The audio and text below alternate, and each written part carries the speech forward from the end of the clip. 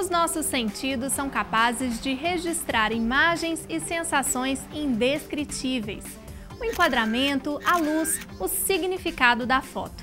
E até mesmo para quem não é profissional, a arte da fotografia pode ser uma paixão. E para você, que língua fala o olhar? Nossa equipe mostra o que as pessoas podem fazer com as câmeras na mão.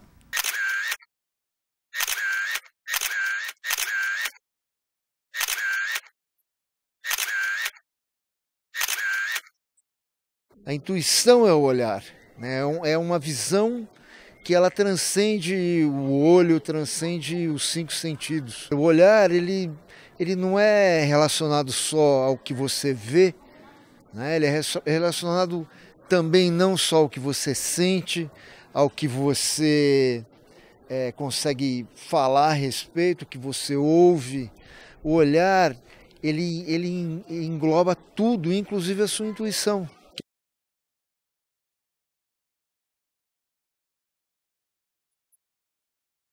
Sempre com a máquina. Quando não está a máquina, está o celular, fazendo parte da vida da gente. É uma expressão que, assim, em determinado instante, que os nossos olhos não conseguem pegar, a máquina está ali para registrar. Tirei fotos das igrejas, da Matriz de Santo Antônio e da Nossa Senhora do Rosário. Então eu tirei a Nossa Senhora do Rosário de frente, confundo com a Matriz de Santo Antônio.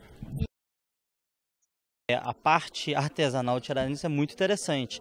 E essa foto mostra o trabalho feito em mãos, o trabalho artesanal mesmo. Inclusive conversei bastante com a pessoa que fez, é um trabalho excelente, um trabalho muito bonito.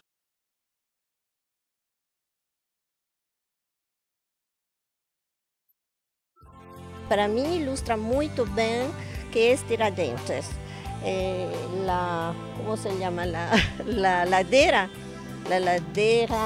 la casa, l'ambiente colonial, e contiene una storia. Quando você olha com a foto, a perspectiva é mais completa, mais precisa e mais emocional.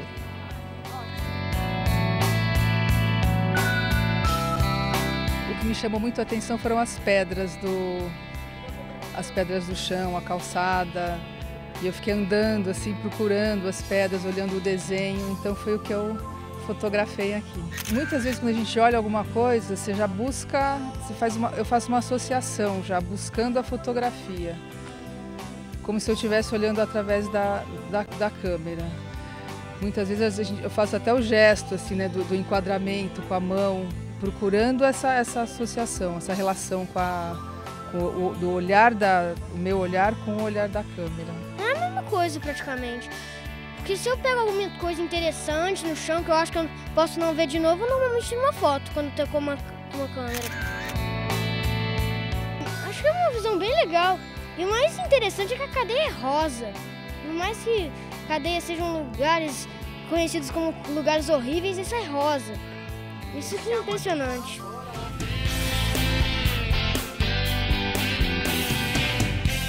O fotógrafo, ele, além de ter a visão humana de uma obra, de uma paisagem, ele tem a visão de fotógrafo. Então ele consegue ver a mesma paisagem, o mesmo assunto 2 vezes. Uma vez enquanto ser humano, né? E a outra vez enquanto câmera.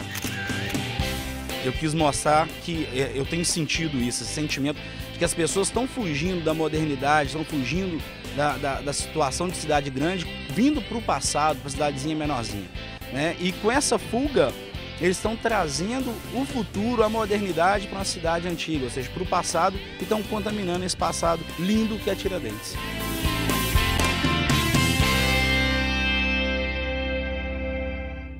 Como demonstrar preocupação sobre o aquecimento global e os problemas ambientais que a humanidade enfrenta?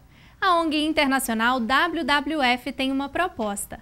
É um movimento simbólico chamado A Hora do Planeta, que convoca governos, empresas e a população a apagar as luzes durante 1 hora. Pelo 4º ano consecutivo, Belo Horizonte participa do movimento. E esse ano, as luzes da Praça da Bandeira, no bairro Cruzeiro, vão ficar apagadas no intervalo de 1 hora. A ação vai acontecer no sábado, dia 31, entre 8h30 e 9h30 da noite. O jornalista, sociólogo e professor Muniz Sodré esteve essa semana na PUC Minas. O encontro com os estudantes fez parte do projeto Conexão Ciência e Cultura, promovido pela Secretaria de Cultura e Assuntos Comunitários da PUC Minas, a SECAC. A ideia do projeto é estabelecer uma relação entre o universo acadêmico e personalidades da ciência e cultura. Eu acho que toda e qualquer universidade hoje, além da questão da formação, além da questão da aula, a universidade deve ser sempre um fórum de repercussão de questões quentes ou candentes na sociedade civil. A comunicação é o grande eixo de junção entre a corporação midiática e a vida das pessoas, portanto é estratégica. A comunicação é uma questão estratégica. E a comunicação hoje, tanto a comunicação quanto a educação, são por inteiro atravessados e estruturados pelas tecnologias. Então nós estamos vivendo hoje uma era onde a consciência social é tecnológica, as formas de existência são midiáticas e a educação nós não sabemos bem para onde vai. Tabagismo e bebida alcoólica, dois grandes problemas da saúde pública do Brasil. Todo ano, milhares de pessoas morrem por causa dessas substâncias. Na última reportagem da série especial sobre o tema da campanha da fraternidade deste ano, vamos mostrar como essas drogas constroem uma triste realidade no país. Drogas lícitas e ilícitas são cada vez mais populares no mundo. O consumo do álcool e cigarro aponta dados alarmantes quando se fala em saúde pública. De acordo com o Instituto Nacional do Câncer, o INCA, no Brasil, o tabagismo é responsável pela morte de 200 mil pessoas todos os anos. Atualmente, existem cerca de 25 milhões de fumantes no país. O tabagismo é uma doença que ela é considerada uma doença pediátrica. Por quê? Porque ela já inicia na adolescência, no início da adolescência. As drogas agem em uma área do cérebro que é responsável pelo prazer. E as ações das drogas nessa área liberam uma substância chamada de dopamina.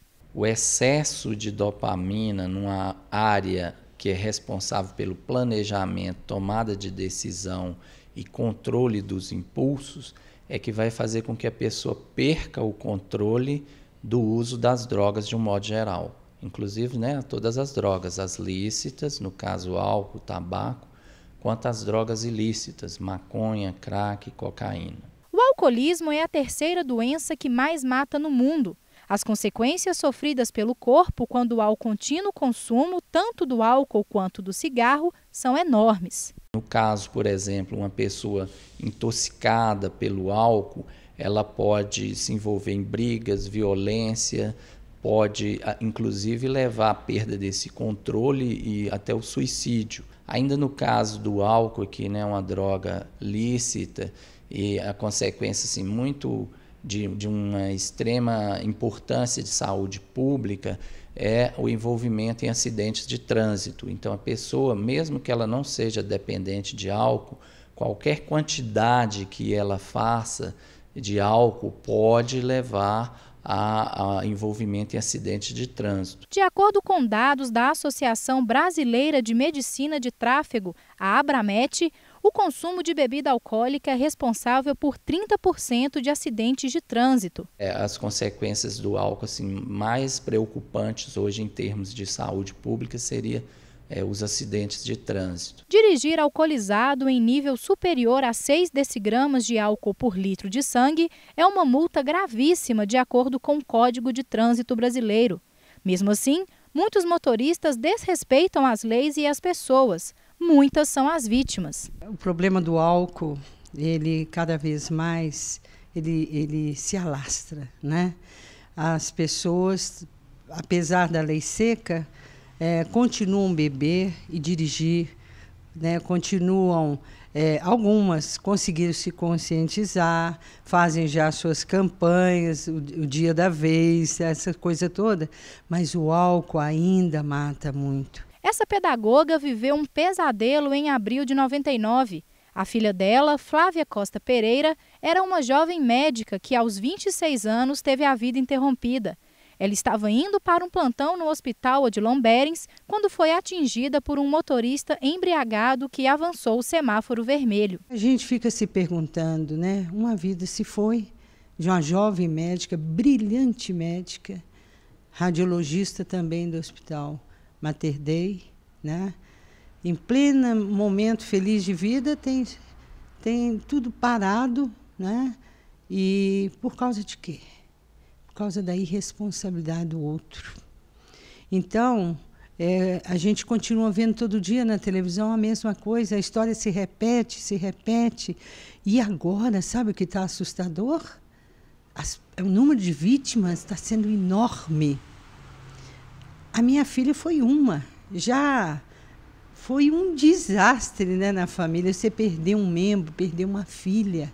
Agora imagine esse acidente onde morrem 30, 40, 50 pessoas. Depois dessa experiência, Beatriz criou o projeto Viva e Deixe Viver, que por meio da educação trabalha o respeito ao próximo e à vida. Então acho que está na hora da gente refletir mesmo sobre o álcool, sabe? A gente sai de casa, será que volta? No próximo bloco, saiba como será a programação da Semana Santa. Tem também uma malicuia em terras belgas. E ainda as dicas culturais para o final de semana. Não saia daí, a gente volta já.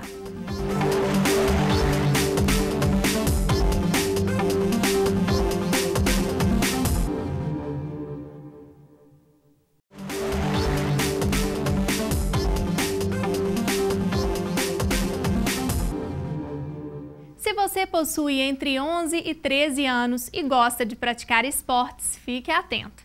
Vai começar o Campeonato Jogos da Juventude, promovido pelo Comitê Olímpico Nacional Italiano. A etapa mineira será realizada no dia 14 de abril, no ginásio da PUC Minas. 250 atletas vão competir nas modalidades futebol de campo, atletismo e natação. As equipes podem se inscrever até o dia 6 de abril pelo site que está na sua tela. E o melhor brasileiro classificado no atletismo e natação, que tenha descendência italiana, vai poder representar o país na fase mundial na Itália em 2013. Neste final de semana, milhares de fiéis participam das primeiras celebrações da Semana Santa em Belo Horizonte, interior de Minas. Uma tradição religiosa cristã que celebra a paixão, morte e ressurreição de Cristo. A programação do Domingo de Ramos começa às 7 da manhã. A procissão sai da paróquia São José, no bairro Milionários, e segue em direção à Praça do Cristo. Às 8 horas, o arcebispo Dom Valmor preside a celebração eucarística. À tarde é a vez da Jornada Arquidiocesana da Juventude. A turma se reúne na Praça do Papa às 2 da tarde e segue encaminhada pela Avenida Afonso Pena até a paróquia Nossa Senhora da Boa Viagem. Na quinta-feira, dia 5 de abril, acontece às 9 da manhã a Missa da Unidade no ginásio do Mineirinho.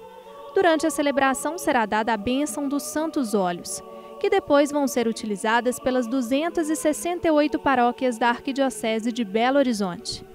Na Sexta-feira da Paixão, a partir das 7 da manhã, vai acontecer a Via Sacra tradicional no Santuário Nossa Senhora da Piedade, em Caeté. Toda a programação nas paróquias estão no site da Arquidiocese. No sábado de Aleluia, os fiéis ficam em vigília, à espera da chegada do Domingo da Ressurreição. O dia marca o início do ano litúrgico católico.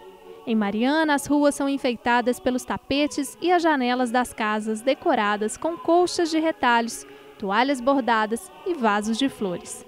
Em Ouro Preto, a confecção dos tapetes tem a participação de moradores e turistas. E o trabalho se estende pela madrugada.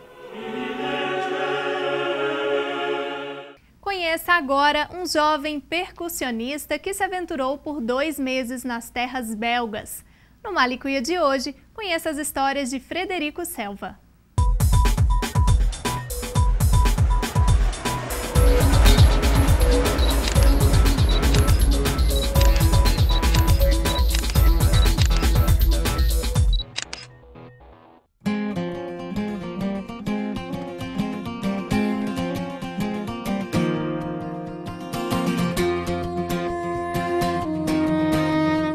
A Bélgica é muito bonita, assim.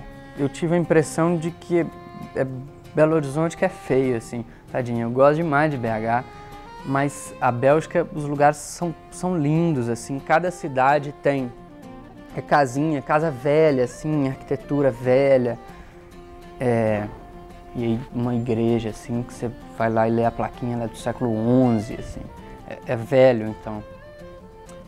E aí as cidades têm essa coisa, assim, eu acho que mesmo as construções novas, elas seguem esse padrão velho.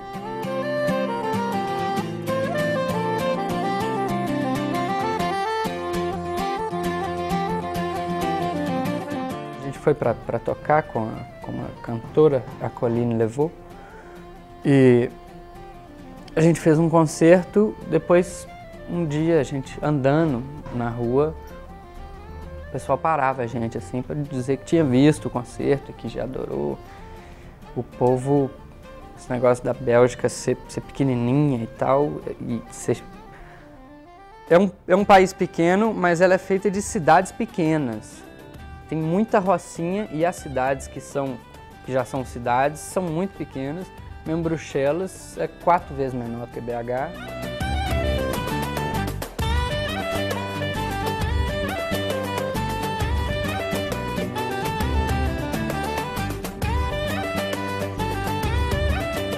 Você está andando de carro na estrada, de repente muda a língua, de repente a placa é em outra língua, sério. Não faz muito sentido pra gente, né, no Brasil. E deu para aprender francês assim em 2 meses, que foi ótimo, porque também o povo ajuda. O povo completa suas frases. Quando você agarra numa palavra, eles completam a frase.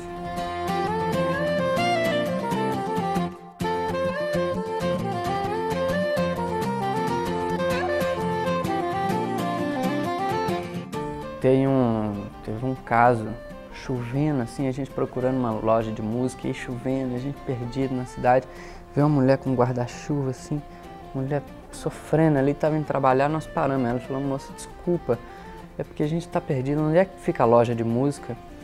Ela parou, vou levar vocês, voltou no caminho dela e deixou a gente lá, e depois agradecemos e ela voltou para o sofrimento dela.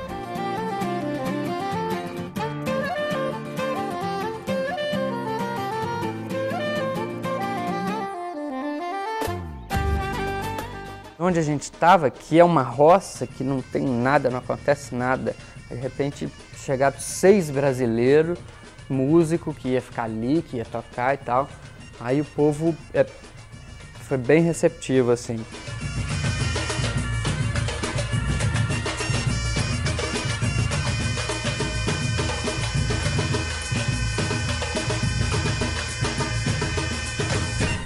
E a música dita o ritmo cultural de BH neste final de semana. Confira agora os destaques.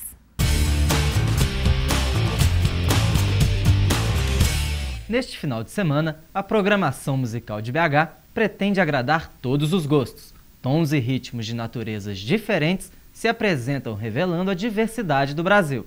Confira! No sábado, a Sala Juvenal Dias vai receber a cantora amazonense Eliana Printes no show de lançamento do novo álbum, Cinema Guarani. O repertório relembra canções dos 6 discos anteriores da artista, além de apresentar ao público novas interpretações da fina flor da música popular brasileira. A apresentação acontece às 9 da noite e os ingressos custam R$ 5,00 a inteira.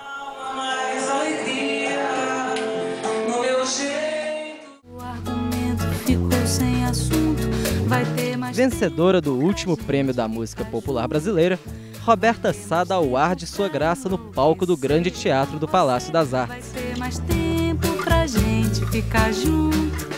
Com o novo show, ela explora o repertório do trabalho Segunda Pele e relembra parceria com alguns compositores consagrados da MPB. Os amanhecerão sem voz. As apresentações acontecem no sábado às 9 da noite e no domingo às 7. Os ingressos variam de R$ 70 a R$ 80 a inteira.